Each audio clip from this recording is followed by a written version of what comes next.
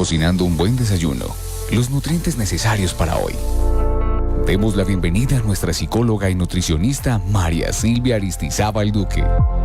Y para todos ustedes, bienvenidos a su programa Nutriendo el Alma. Muy buenos días, amables oyentes. Bienvenidos al programa Nutriendo el Alma, con temas de psicología y nutrición cada 8 días. Voy a trabajar el tema de la ansiedad como una condición que puede ser llamada enfermedad, y vamos a hacer la diferencia entre una ansiedad normal y una ansiedad que ya se consideraría pues como una enfermedad. Bueno, todo parte pues de las emociones. Nuestro cuerpo, nuestra mente capta las emociones tanto desde el exterior como desde el interior. La ansiedad es una emoción básica y es adaptativa. ¿Qué quiere decir esto? Que frente a un peligro, pues el cuerpo, la mente, todo se dispone para protegerse. Puede ser un peligro presente o futuro. Entonces, esto es una ansiedad normal. Por ejemplo, cuando se presenta, cuando la persona tiene algo que puede ser necesario que se incrementen, pues, como todas las respuestas que a nivel corporal y mental se necesitan. Por ejemplo, cuando una persona se va a hacer un viaje largo, de alguna forma se necesita cierta ansiedad. ¿Para qué? Para poder enfrentar esa nueva tarea de hacer un viaje muy largo. O cuando la persona empieza un nuevo puesto de trabajo, a veces también se presenta esta ansiedad porque la persona no sabe a qué se va a enfrentar. También, por ejemplo, casarse, presentar un examen, presentar un trabajo, una tesis. Todo esto entraría pues como dentro de una ansiedad que sería normal. El miedo, que también es una emoción y es una emoción básica, como les explicaba hace 8 días, el miedo es una sensación desagradable, intensa, que se presenta ante una percepción de peligro real o imaginario. Entonces hay un miedo también que es necesario que se presente para poder nosotros enfrentarnos a la vida. Ya hay otro miedo que ya sería también del orden de considerarse pues como algo de la enfermedad. Y tenemos la angustia. Entonces, la angustia es un estado afectivo desagradable. La angustia presenta muchos componentes. ¿Por qué voy a aclarar la angustia? Porque vamos a hacer una diferencia un poco pues para explicarles que muchas veces la angustia pues también es necesaria en ciertos momentos de nuestra vida. La angustia es también un componente personal. O sea, entonces en la angustia está incluidos los sentimientos, los pensamientos, los comportamientos. Y se dice que es una emoción que no engaña, porque cuando aparece la angustia quiere decir que hay un algo por lo que la persona se siente angustiada. Y puede ser que la persona empiece a sentirse muy perturbada. Es por tanto que si la angustia se está desbordando internamente, pues hay que tratarla, porque la angustia lo que genera internamente es una pérdida de control de uno mismo, y es algo muy interno, inclusive también muy espiritual, puesto que la persona tiene un sufrimiento interno. O sea, es algo existencial. Por eso les decía que en la angustia se presentan ciertos sentimientos y pensamientos y comportamientos. O sea, es algo muy elaborado y es quizás algo muy interno donde la persona siente que está sufriendo mucho, pero ante lo cual no sabe qué es y no sabe cómo enfrentarse a esa angustia. Entonces también ella se presenta como una anticipación o una reacción ante el peligro. Bueno, la angustia se puede presentar en todas las personas, en un niño pequeño.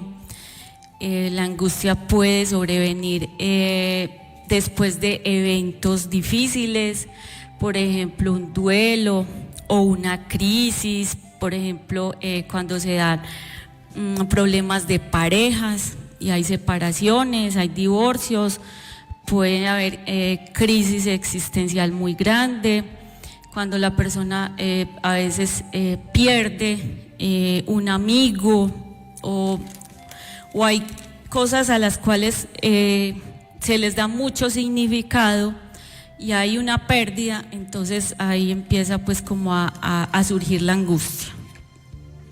Entonces quería hacer esta diferencia para concentrarme en la ansiedad.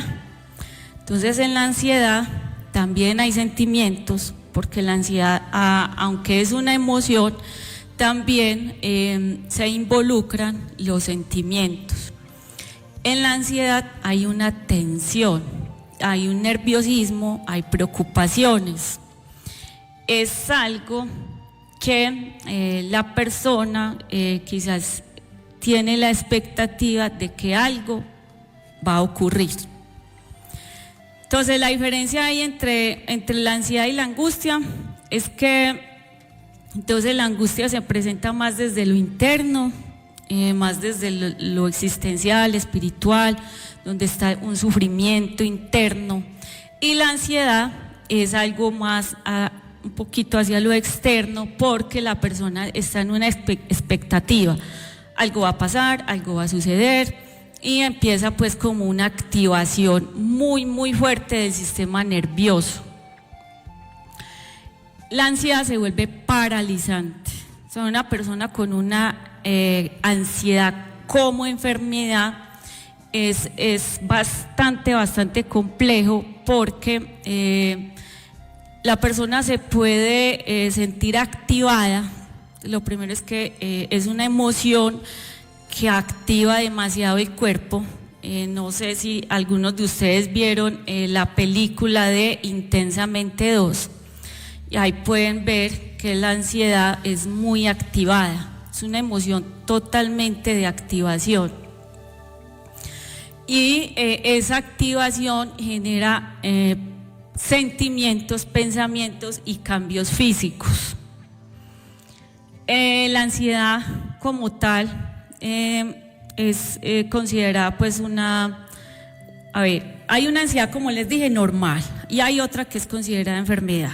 Bueno, entonces esa evaluación de cuando una persona tiene una ansiedad normal o ya una ansiedad como una enfermedad se analiza con el mismo paciente, o sea, con las preguntas que se le dirigen al paciente y con las manifestaciones que tiene el paciente. En Colombia, y se dice que casi en muchos países, esta enfermedad es la de mayor prevalencia. Se dice que en Colombia está cerquita del 19% de personas que experimentan o consideran que sufren ansiedad. Y lo más básico de la ansiedad es que es un mecanismo defensivo que surge ante un temor que puede ser real, imaginario, a un temor futuro. Las alteraciones que genera la ansiedad se enmarcan pues como en varios aspectos. Entonces tenemos a nivel de lo que internamente la persona puede a veces verbalizar, y es que se sobresalta fácilmente, que tiene un desasosiego, al que el que no desaparece, sino que al contrario se puede incrementar, que es una respuesta que se anticipa ante una situación que puede ser peligrosa o potencialmente desagradable.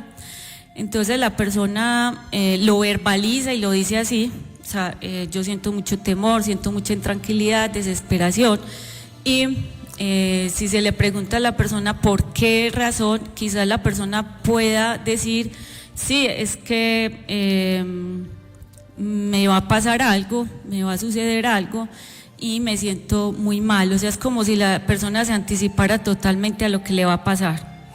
Entonces, por ejemplo, la misma situación de presentar un trabajo o de hacer un examen puede generar una respuesta de ansiedad normal y necesaria, o puede generar una respuesta ya muy exagerada, que el mismo cuerpo pues no puede contenerse.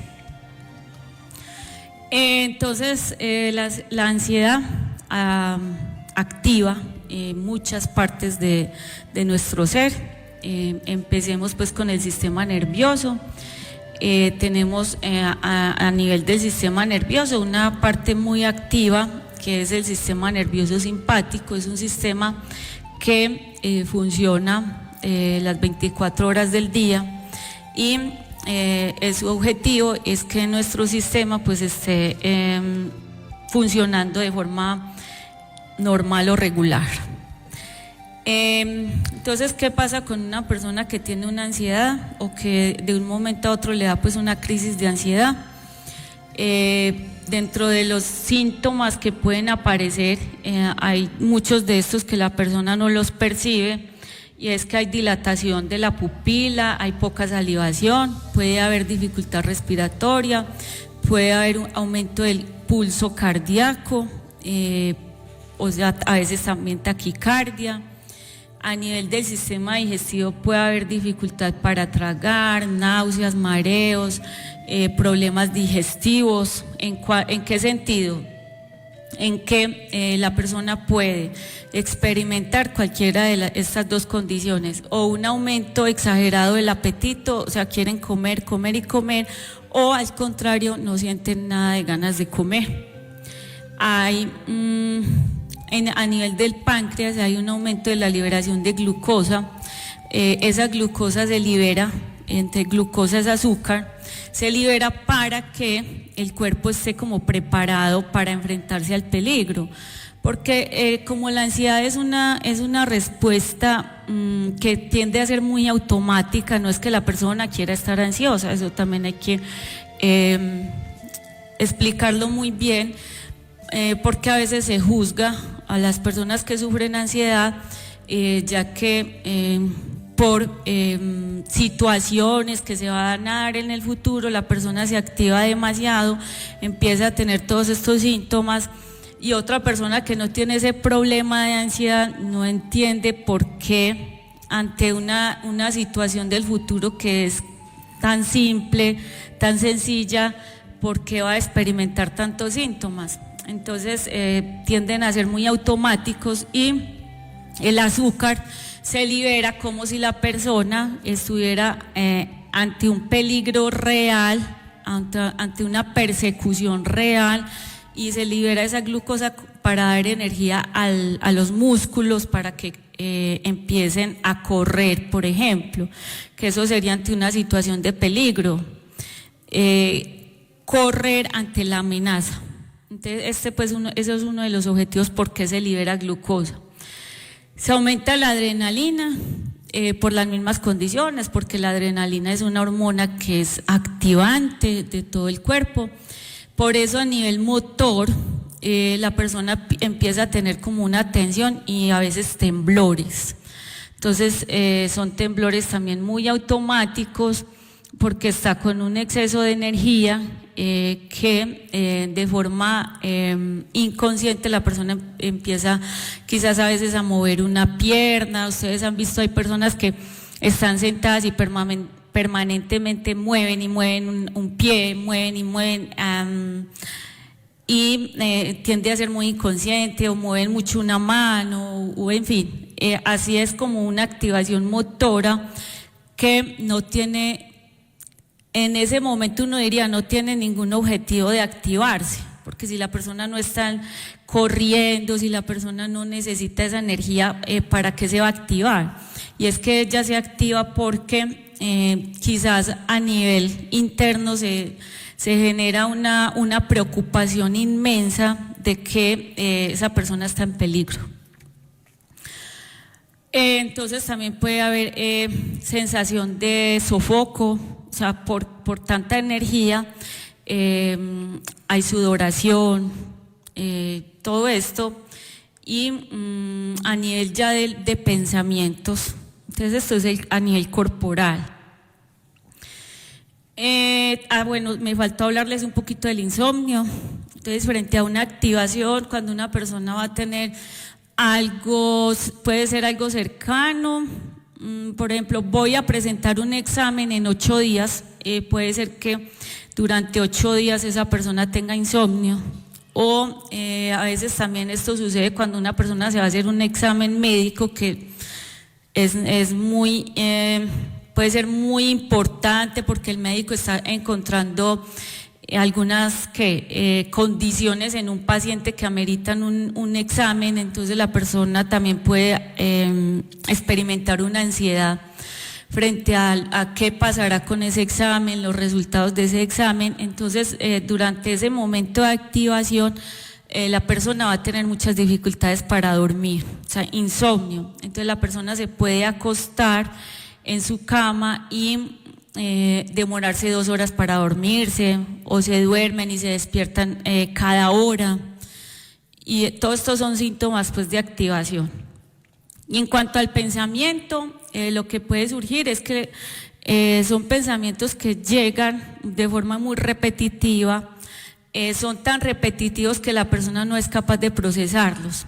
Entonces estos pensamientos están relacionados con la sensación de peligro o amenaza, y esto afecta la memoria, afecta la capacidad de pensar, afecta la capacidad de reflexionar, porque el cerebro está demasiado activado. Entonces, en un proceso normal de pensamiento, nosotros tenemos muchas estructuras cerebrales, y nosotros, para hacer un pensamiento y una reflexión, nosotros recogemos elementos del pasado, de nuestra propia vida, y vamos organizando nuestros pensamientos. Pero cuando una persona está en una ansiedad muy, muy fuerte, no puede hacer ese proceso. Entonces son personas que se pueden quedar en blanco.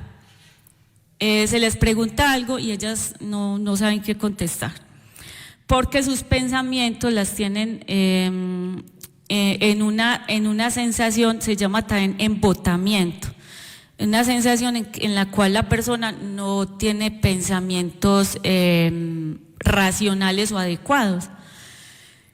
Esto también es importante porque a veces a la persona ansiosa se identifica es por esta parte mental.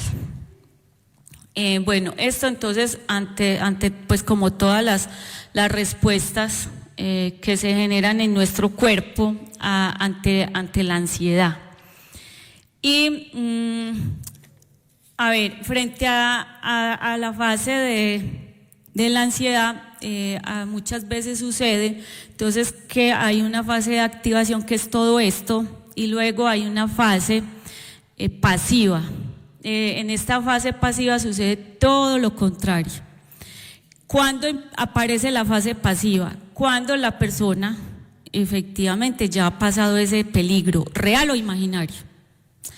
Esa fase pasiva, muchas personas lo confunden con depresión, porque la persona, entonces, pasar de estar tan exageradamente activa, termina con un cansancio, con un agotamiento. Entonces, cuando aparece esa fase de cansancio y agotamiento, la persona quiere dormir, quiere estar acostada. Los pensamientos también están afectados porque el cerebro no se ha recuperado lo suficiente, entonces tampoco tienen muy buena capacidad de organizar sus pensamientos o sus reflexiones.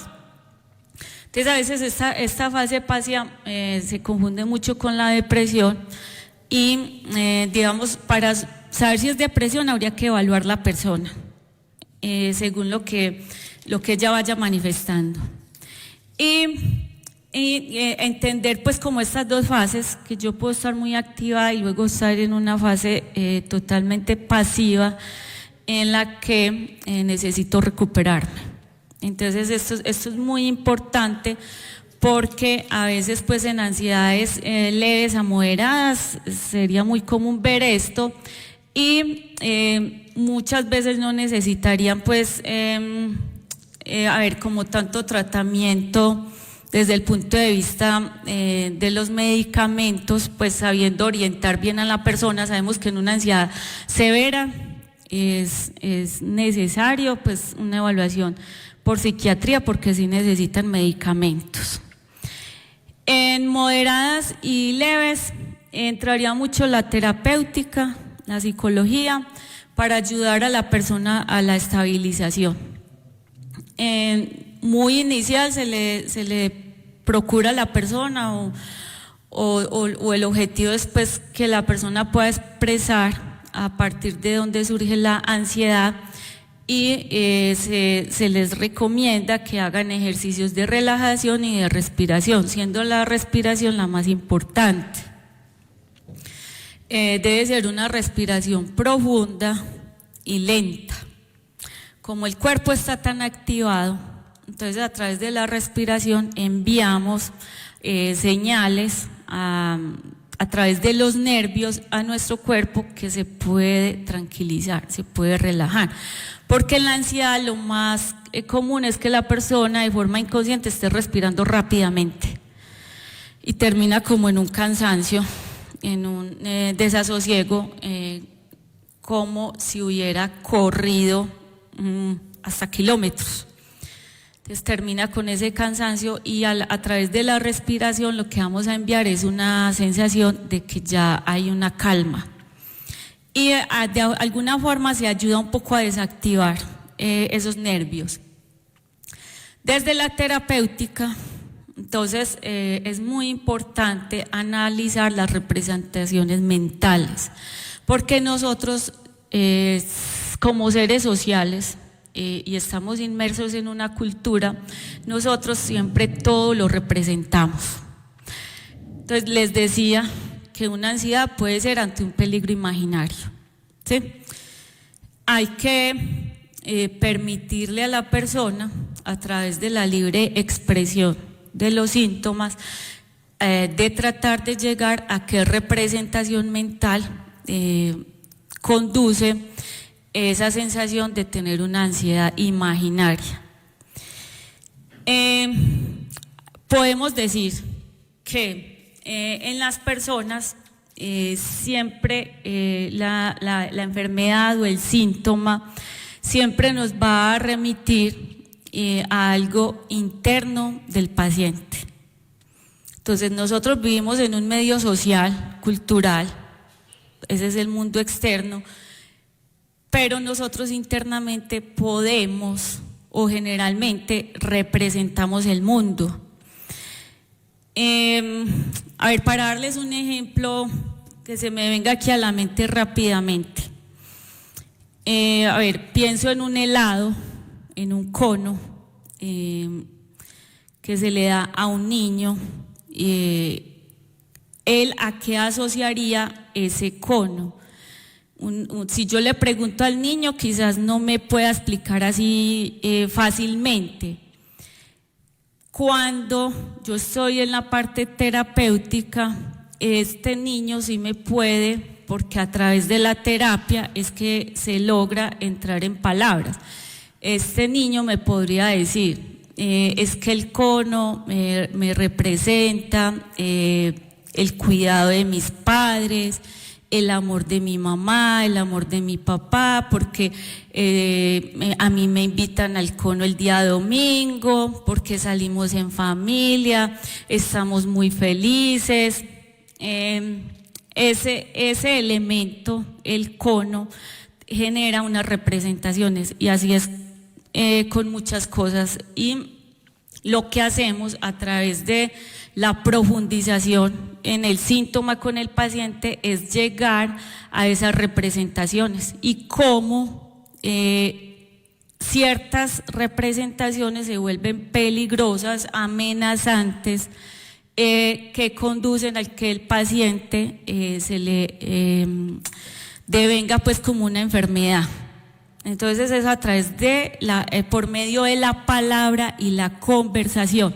Eso es muy importante porque yo como terapeuta no le puedo poner esas palabras al paciente. O sea, lo que yo hago es analizar punto por punto. Quizás por eso un tema de estos no es tan rápido de tratar, porque la persona me puede llegar y con cada síntoma me puede representar algo. Y a partir de que la persona va hablando de qué representa su síntoma, yo podría decir, la sudoración para todas las personas significa lo mismo. No, porque se mira es la realidad de cada paciente. Eso es lo más importante en la terapéutica, y así es que funciona pues en este tema de la ansiedad, porque es un tema que cada día se está presentando más. No es normal que un niño tenga ansiedad, pero se podría estar presentando. Entonces, de ahí que es un tema de salud mental y necesita pues un abordaje profundo. Bueno, eso es todo por hoy. Muchas gracias a don Alfredo y a todos los oyentes, al Comité de Comunicaciones. Les deseo un feliz día a todos y los espero el próximo jueves.